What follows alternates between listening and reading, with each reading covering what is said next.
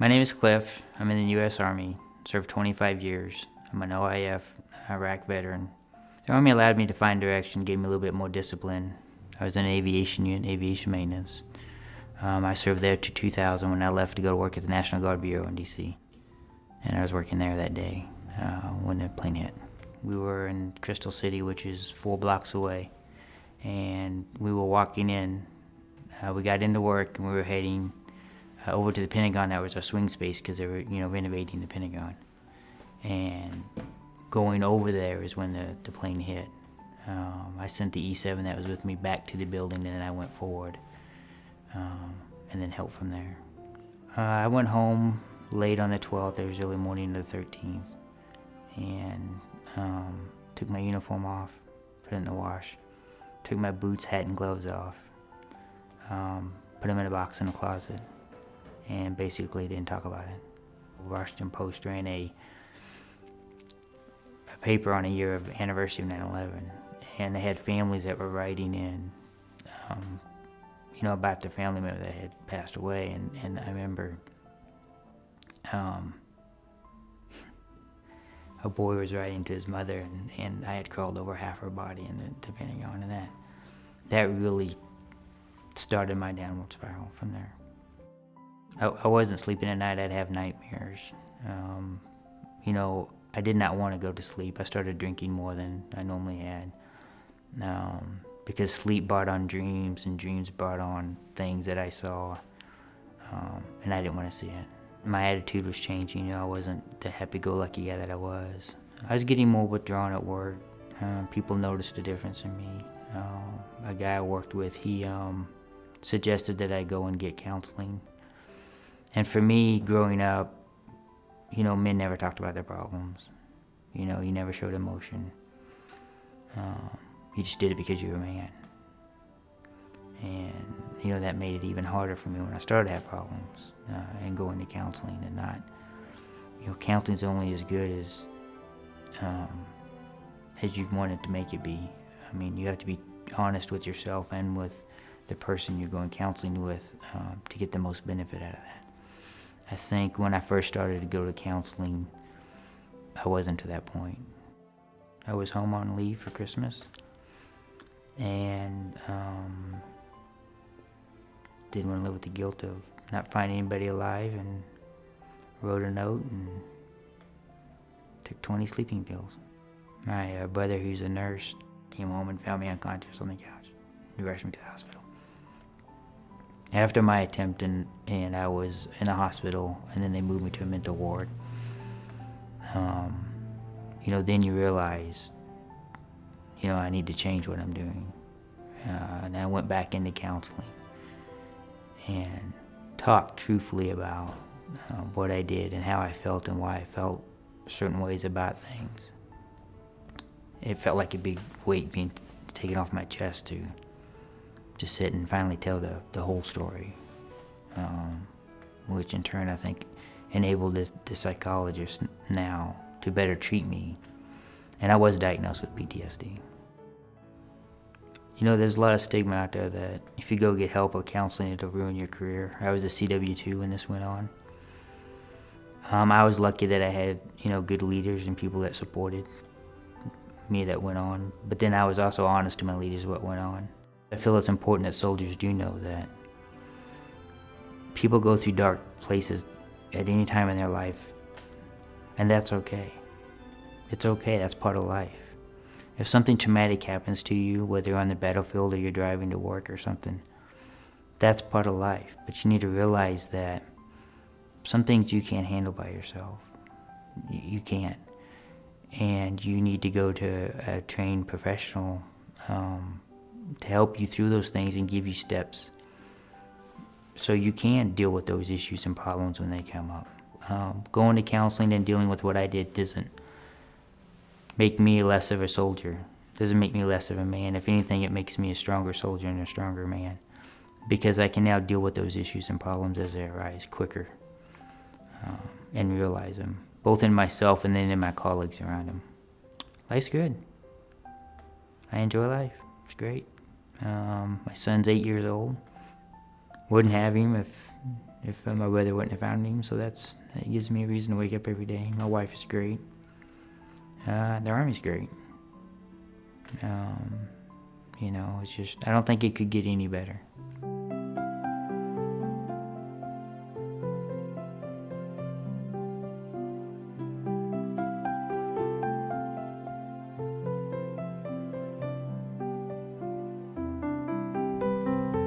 Hello everyone, my name is Arclancia Montgomery and I am with the Armed Forces Community Services Substance Abuse Prevention Program, where I serve as a Risk Reduction Program Coordinator, or ASAP Specialist. Today we're in for a special treat. We are going to discuss the topics of value of life as it pertains to suicide prevention and resiliency. And I am so thrilled to have my good friend, CW4 Cliff Bauman, here with us. Cliff, welcome. Great to be here. And so Cliff, today we are going to talk about your journey from a suicide attempt to resiliency and recovery and a great life and a wonderful family and all those good things. So is there anything you would like to say before we get started? I would just like to say that, you know, for any soldier out there or family member that's maybe not in a good place, that just know that you are important to somebody and you will be missed, and to go and get that help and treatment. You know, as you'll find out today as I go on with my story and we talk more about what I went through and that the good choices that I made, and that there's better ways to make better choices out there, that it is important. Absolutely, absolutely. Because as we talk about all the time when we reference value of life and suicide prevention, and you say this, you know, you said suicide is a permanent solution to a temporary problem. And the one thing over the years, as I have worked with many service members and taught many suicide and value of life prevention classes, is the one thing that we know is that most people do not want to die. They're going through a tremendous amount of pain, whether psychologically or physically, and they don't want to die, but they just don't know how to live. And so we call that ambivalence. Can you speak to that and how that affected you up toward your attempt? Yeah, you know, it was about a year-long process. You know, my attempt was based on the work I did at Pentagon on 9/11. And the path that I took a year afterwards, and dealing with the nightmares and dreams and things like that, and going to counseling and stuff, and it's hard. And I understand the stress that, you know, somebody that's going through that doesn't understand what they're going through, and they can't relate that to their family because they don't understand it themselves. And then again, their family knows something's wrong, and they want to help, and that creates stress, and it just keeps culminating to where you just don't want to deal with no more. And that's what happened to me, and that's what led up to my attempt. If you wouldn't mind, you know, would you share with us, after your suicide attempt, was there ever a turning point in the months following for you? You know, for me there wasn't, you know, that one moment, you know, but I think when I woke up in the hospital, that was kind of my turning point. That's kind of the bottom. And then, you know, because, you know, when you have a suicide attempt, you go spend 3 days. I went and spent 3 days in a state-run mental ward. And what that made me realize is that my problems that I thought were so huge and massive, compared to other people's problems in there, really wasn't that bad. And I remember when I got out of the hospital and I was driving my car back to Virginia, and it's about a 16-hour drive, and I had that time to think and reflect back on what, you know, what went on and what happened. You know, and I think really for me that was kind of my moment that I decided that I'm going to take care of Cliff and not worry about my military career. And that's when I was making that drive, I decided that I'm going to get myself better, and whatever happens to my career is going to happen to my career. I just had to get myself better. Wow, that's a great perspective. Now, I want to ask you, one of the challenges or one of the concerns that we hear through all the ranks is many of our service members, they are, I don't want to say afraid, but they're hesitant to seek out behavioral health because they're concerned with how that will affect their career progression. Will you speak to that, please? Yes, and you know, as I go out and I do my speaking events and stuff, I run across the stigma that's associated with getting mental health and getting help. You know, they think it's going to affect my career, I'm going to lose my clearance, and I was a CW2 and this happened to me. I'm a CW4 now, just went up for promotion for W5. I don't have the board results yet, but we'll see. But you know, my career still went on after my attempt. and I still was able to keep my TSSCI clearance. So if you do things that the right way, Yes. and engage your leaders and let them know what's going on with you, and be honest with yourself too, you can still go on. I've been in the military almost 31 years now, so you can still go on and have that good military career and be more successful. Absolutely. Now, you mentioned your leadership and good leadership, supportive leadership. Can you speak to how your leadership was there to support you as you went through this process? Well, you know, the culture of the Army has changed a lot. In 2002, the culture of the Army is completely different, how they dealt with mental health and how they deal with now. I was lucky that when I went through my issue in 2002, my leadership supported me in getting that help, where back then they just normally would kick you out. Within 60 days, you'd be out of the service. So I was lucky that my leadership supported me in getting the help that I needed as I went through. Nowadays, the Army is leaders are absolutely supportive of soldiers going and get help. They encourage soldiers to go and get help, and that's great. I really love seeing that culture change in the Army. And it's important that soldiers know that they can go and get that help and still go on. Now, one thing I do tell them, though, is important to realize that your career may be temporarily sidelined or slowed down a little bit, but that's okay, because you gotta get yourself right. You gotta get yourself the help, and that way you'll be a better soldier. But your career may take a little delay. Mine did, took a little bit of delay. You know, I was a W-2 a little bit longer than you normally are, but that's okay. You know, because I was able to move on from it and still go on and get promoted 2 other times since then. So it may delay things. Things may not happen as fast as you want, but you can still go and do the things you want to do in the military and have a successful career. And I think that's a very important message, because I would like for you to speak to our mid-level leaders and our senior leaders. Because one thing that I've noticed is our leadership, you know, we do a pretty good job taking care of our soldiers. And our younger soldiers, our junior enlisted soldiers, I'm very impressed with them. They have a lot of compassion. They believe in going to behavioral health and seeking treatment. But I would like for you to speak to our mid-level and our senior leaders, just to emphasize the importance, even at that level in your career. You know, and it's tough. You know, if you're a guy that's been in the service now for 15 years, you're an E6, E7, you're moving up to the next rank, or you're a captain going to be a company commander, or moving on to major, lieutenant colonel, you know, it's hard. Because if I step back and I want to get that help that I need, you know, it could sideline my career. And a lot of our mid-level leaders, because they grew up in a different generation, the younger generations, we know this, is more apt to ask for help and go and get that help. The generation I grew up in, and the generation behind me, is less likely to do that. You know, and so they're more fearful of their career. But I would tell them, by not going and getting the help that they need, they're actually going to affect their career down the road, because their issues and problems eventually is going to catch up to them. So it's better for them to go ahead and take that break and get themselves fixed now, and then go ahead and move forward, even though it may delay things a little bit. Now, the one thing that we're really interested about hearing is about your family and how your family supported you through this process. I would tell you, family is very important. They're the first line of defense. You know, your family knows there's something wrong with you, even if you don't know that. They understand that and they see that. I'm very lucky. My wife, she's a commander in the Navy, which is 05. You don't know the rank in the Navy, which is great. But you know, together as a couple, she's actually gone to counseling herself, because we know with PTSD, it doesn't really go away. You have to learn how to deal with the triggers of it. And so she actually went to counseling to learn how to better deal with my triggers when I have issues on certain dates and times. And that's really helped our relationship, because now she's not stressed out during that time frame on those dates and times. And then I'm not stressed out too, because, you know, obviously if she's stressed out, I'm stressed out. So it does really help. And I would encourage soldiers out there to get your spouses involved in if getting help if you have PTSD and other issues, because, you know, they are always there for you, and they really do have your best interest at heart. And so when I was listening to you speak the other day, you mentioned about the comprehensive soldier and family fitness, our MRT modules, our MRT curriculum. Would you talk to our audience about that? Yeah, you know, in 2012, I was stationed at headquarters TREDOC, and I ran the comprehensive soldier and family fitness program. And when I left and went to UPenn for my MRT training, was the first time I publicly spoke about my suicide attempt. And the feedback I got from soldiers, which led me to do the video for VA Make the Connection and other things.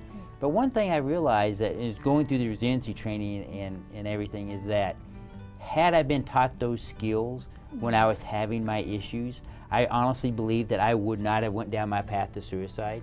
You know, and those skills that we teach, I think, are very important. And I think sometimes soldiers, you know, because you do mandatory training, it gets boring and stuff. But I think resiliency is very important, and I absolutely believe in my heart that had I practiced some of those skills back in 2002, like hunt the good stuff, don't catastrophize things, those kinds of skills, that I would not have went down the path that I would have went down.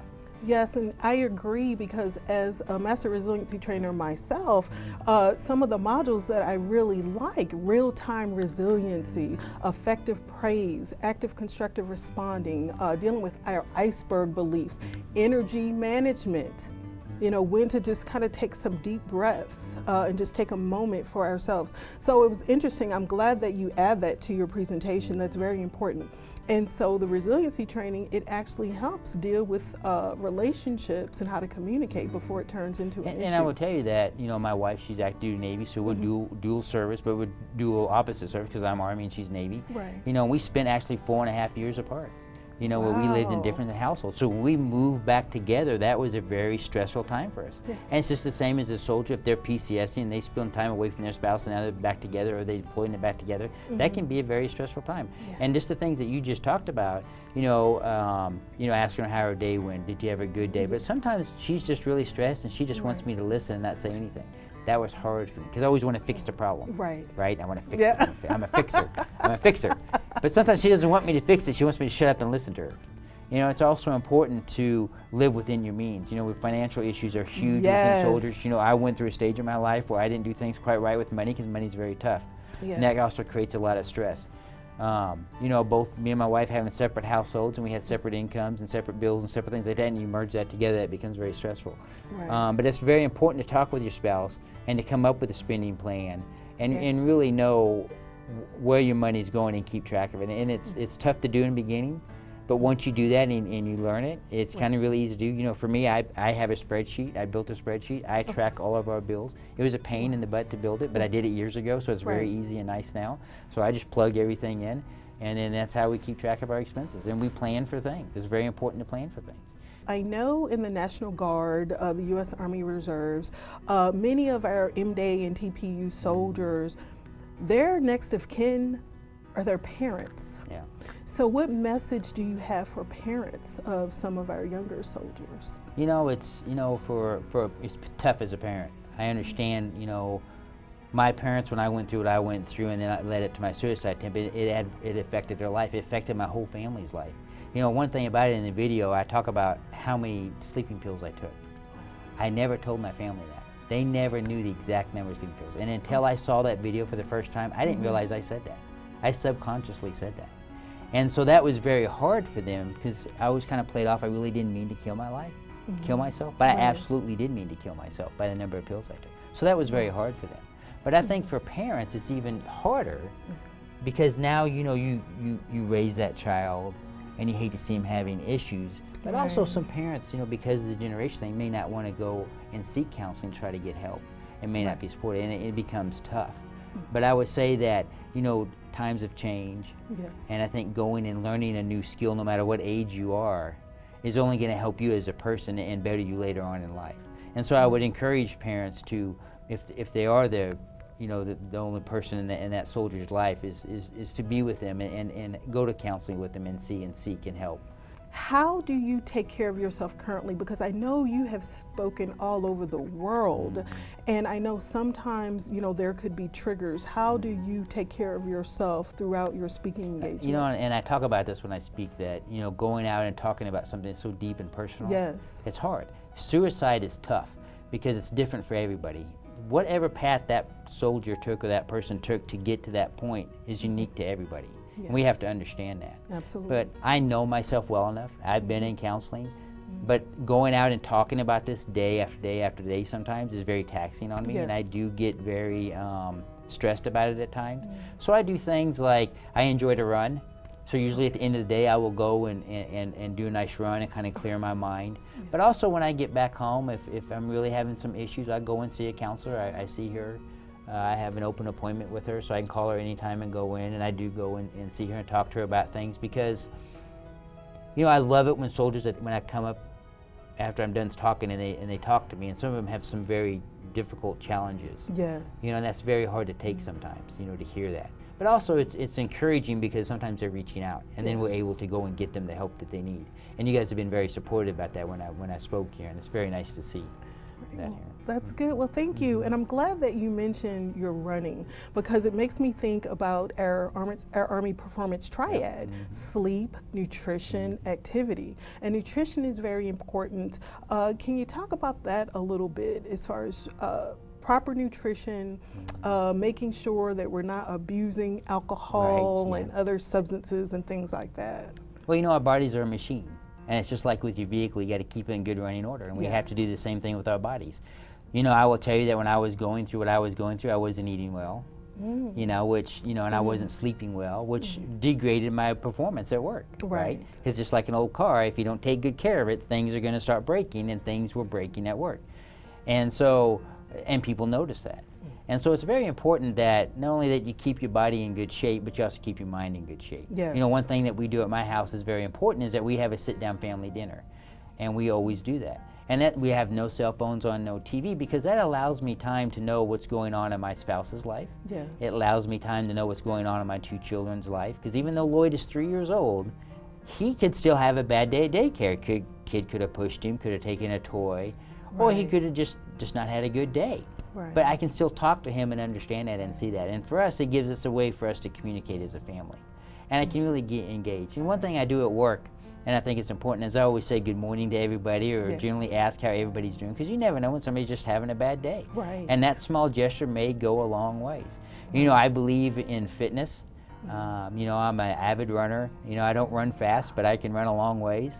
But I enjoy it, and that's my outlet. But I always tell people, find that outlet that you like to do by yourself, because we all need decompression time. Yes. That time for ourselves just to take a breath and just kind of relax. But you also need to find that same time with your family. So now I have my decompression time, my wife has her decompression time, and then also we have our family decompression time, where we spend time together as a family, whether we're going on a family trip that we plan together, or we have dinner together, or simple things like that. Or we love to garden, so we garden together, and things like that. So you got to find those things for each one of you, and it's very important to have that, that downtime. Right. Now, and that's really good, because you're talking about family, and the one thing that I like about your presentation is when you show the pictures of your family and your mom and dad and your nieces and your best friend. So let's talk about that. You mentioned hunt the good stuff. So, let's talk about some additional great things that have happened in your life, and the fact that you're alive and you value life and you were able to make it through that suicide attempt. One thing I talk about is that when you lose all hope, right? Hope is a small 4-letter word, right? Yes. But when you lose all hope, I mean, it's amazing. It's like Mount Rainier out there that we see here at JBLM, right? You can't get over it. And every day is just a challenge to get out of bed, and it gets worse and worse. But one thing about my family and what I realized is as I go through counseling and went through counseling and it became better, how much closer I became with my family, and how much more I was able to talk about things, and how much more they were able to talk about things that went on. And it becomes important to find that good outlet. Right. Now that's good with your biological family. Now, what about your battle buddies, your family at work within the unit? Because one of the things that I hear quite a bit is some service members, especially those that may be in a leadership position, they're hesitant to go seek any type of behavioral health treatment because they don't want to let down their unit, because they know if they're out of the formation, somebody else has to step up. That's what we do in the Army. You step up because you have to continue with the mission, and so they don't want to seem like a burden to the rest of the unit. How did you deal with that? That's tough. It's hard, and it just depends what type of unit you're in. And it's just to know that you're a unit and you're a team.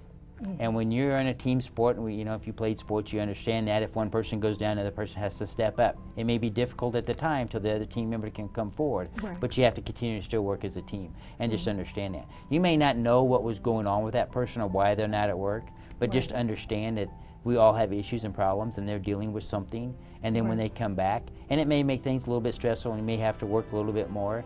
But that's okay, because if it happened to you, you'd want your teammates to do that for you also. Oh, absolutely. But I know as a company commander or a major or somebody like that, you got to find that good peer, and that good somebody that you can go and talk to or have something, or a good mentor. I was very lucky in my career that I had very good mentors throughout my career that really helped me and steer me as I was going through having issues and problems and things like that. So I had 2 great CW5 mentors that were just absolutely awesome in my career.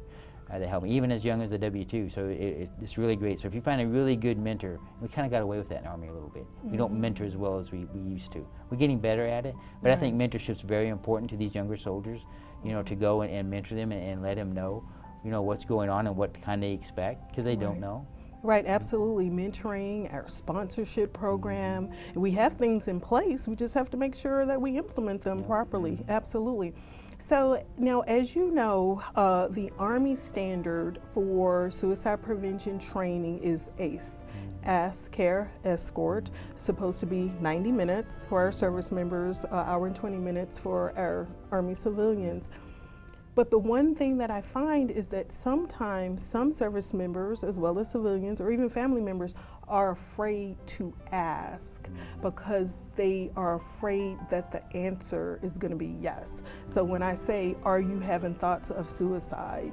You know, are you thinking of killing yourself? And they're afraid that the answer is going to be yes, so they hesitate. What message would you have for them?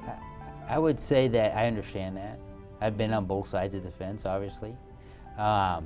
It is stressful, you know, and it will take you back when that person says, yes, I am.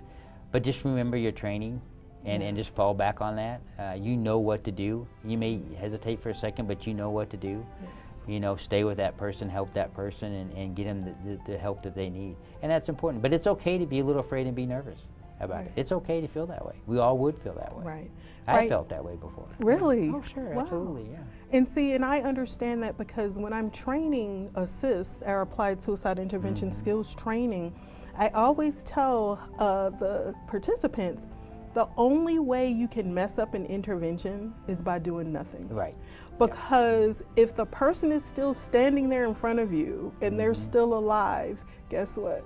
You're doing a pretty good job. Yeah, that's right. Yeah, so now I would like to know about the resources. What resources did you use or would you recommend for service members, family members, Army civilians that are having challenges with behavioral health or need a little bit of extra support? You know, there's a plethora of resources out there. You know, and we're very lucky that we're in the Army today where we have a lot of those resources available. We have a lot of charity organizations like Give an Hour and TAPS that you can call up. You know, we have, you know, was that One Source? Yeah, Military One Source. One Source, that's good. And of course, but also a lot of times that we have in units, we have our INFLEX. Absolutely. Military Life and Family Counselors that are there to help that you can go and talk to, and there's no record of it, which is great. You have your embedded behavioral health. All these things that we have in place now that there wasn't in place when I was having my issues.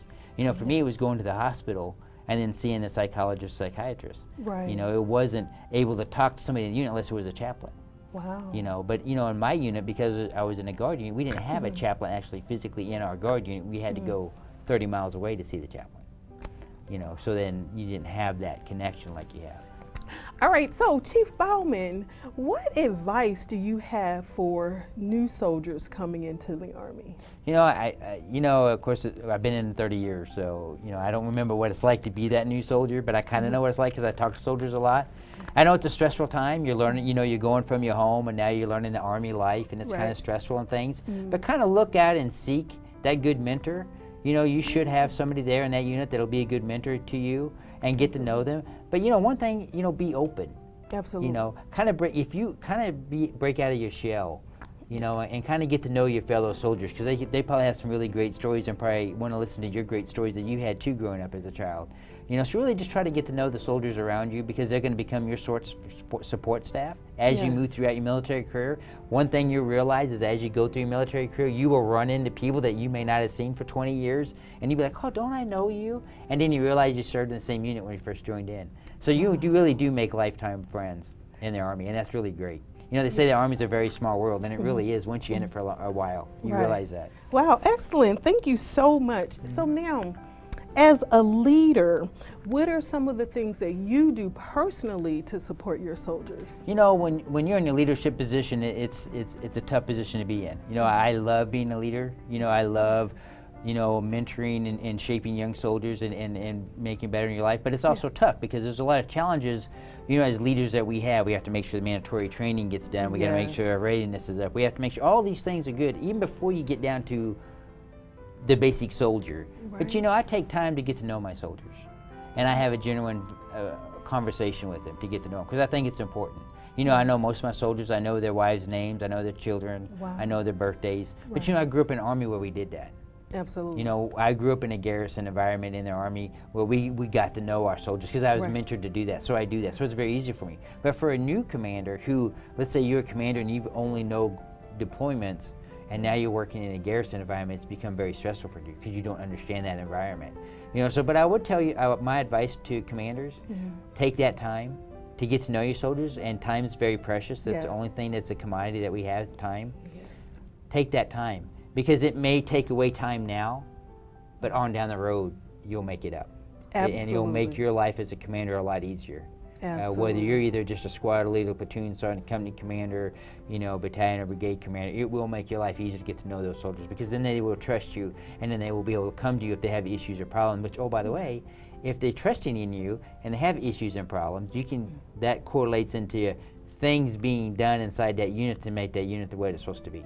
Yes. You know, it makes the unit more closer, more cohesive. How do you handle your daily stressors? You know, I work in G3 aviation. We've had a lot of hurricanes. It's been very stressful. I'm on the road traveling. It's like I tell soldiers, I understand op tempo. You know, it's like one day I went out and I spoke to the Illinois National Guard. I got home on Friday. Saturday night I went to work in the operations center from 6 at night till 6 in the morning and did that for 3 days straight. Slept for a couple hours and got back on the road, and I was traveling to Michigan and got home on Friday, then out to here on Sunday. So I understand that. So you have to learn how to deal with stress. You know, I love to run, that's mighty stressor. But if I'm at work, you know, in the big cubicle farm that I work into, and I get very stressed, you know, sometimes I just pull my cat card out of the computer and I go for a walk outside. I take 5-10 minutes for myself to kind of get myself straight. Yes. Because there are times that you get frustrated and you get angry at work and with others. And so you just need to, just like you always say, got to breathe. Yes. Or drink water. I tell people to drink water, and I just go and I just take that break, because I think it's important. Because, you know how it is. If you start an argument with somebody, you're not going to get anything done, you know, in a second. So so your work's going to be affected. So you might as well just go ahead and take that 10-minute break. Absolutely. And then come back, and then you can go ahead and move forward with what you got to do with the rest of the days. So you had mentioned, we were talking about comprehensive soldier and family fitness, the MRT skill sets. And you were saying that if you would have known some of the skills back then, in 2002, things would have been different. So how would your life have been different right now if you would have had those resiliency skill sets ingrained in you? I think that I would have recognized my problem quicker. Oh. You know, I think that the skill sets that we taught, and when I was having my issues and focusing on negative things and not going and asking for the help and not realizing the icebergs that I had myself growing up that I didn't realize. You know, those self-biases and things that you didn't realize. You know, asking for help or things that we did, because I grew up on a farm, and just things you just went and did and didn't ever talk about it or see anything. So, you know, it's important that, you know, it's just like exercising. You know, resiliency is a skill that you teach, but it's also a skill that can diminish over time. Yes. And that's why the Army teaches it, and it's very important. But, you know, I don't adhere to all of the skills they teach in resiliency, but I keep a couple of them near and dear to me. I love hunt the good stuff. It's like I talk in my speeches. You know, no matter how bad my day was, when my 3-year-old comes home, he's happy to see Daddy. He doesn't care how bad his day was, and that's great about kids. As we wrap up, what is your one message that you would like our audience to take away? You know, the value of life. Life is great. You know, we all go through dark times in our lives, whether you're driving to work and you come up with a car accident, may see things that you may not, or you might have that loved one that passed away that you were very close to.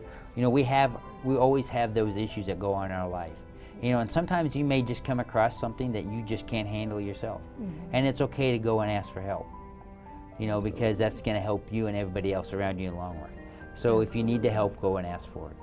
Absolutely. Just like you mentioned in your presentation, you know, it takes a strong man, a strong woman to say, I need help. It does.